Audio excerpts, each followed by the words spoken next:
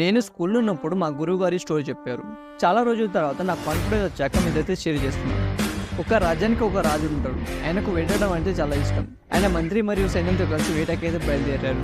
అలా వెళ్తుండగా ఒక దట్టమైన అడవిలోకి అయితే ప్రవేశించారు. అలా వెళ్తున్నప్పుడు రాజు యొక్క కాల చిటికీలు వెళ్ళైతే కట్ అయిపోయింది. అప్పుడు రాజు పక్కన ఉన్న మంత్రి ఇలా అన్నారు, అంతా మన మంచికి అని. రాజుకు కోపం వచ్చింది. నాకు ఇంత జరిగినా కూడా ఇలా అంటారని ఆయనను బంధించారు. ఆ మంత్రిని జైల్లో వేస్తున్నప్పుడు కూడా అదే మాట అన్నారు, అంతా మన మంచికి అని. రాజుకు కోపం వచ్చి అక్కడ నుంచి అయితే బయలుదేరారు. కొన్ని రోజుల తర్వాత రాజు మళ్ళీ వేటకైతే బయలుదేరారు. కానీ ఈసారి సైన్యాన్ని తీసుకువెళ్ళలేదు. రాజు అలా వెళ్తుండగా అడవి మనుషులు అయితే రాజును అయితే బంధించారు. ఆ అడవి మనుషులు రాజును ఎందుకు బంధించారంటే మన అమ్మవారికి మేకని ఎలా బలిస్తామో అలాగే వాళ్ళు వాళ్ళ దేవతలకు మనిషిని బలి ఇచ్చేవారు.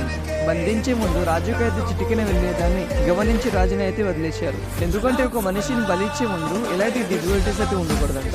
ఆ రాజు వాళ్ళ రాజ్యానికి వెళ్ళి ఈ స్టోరీ మొత్తం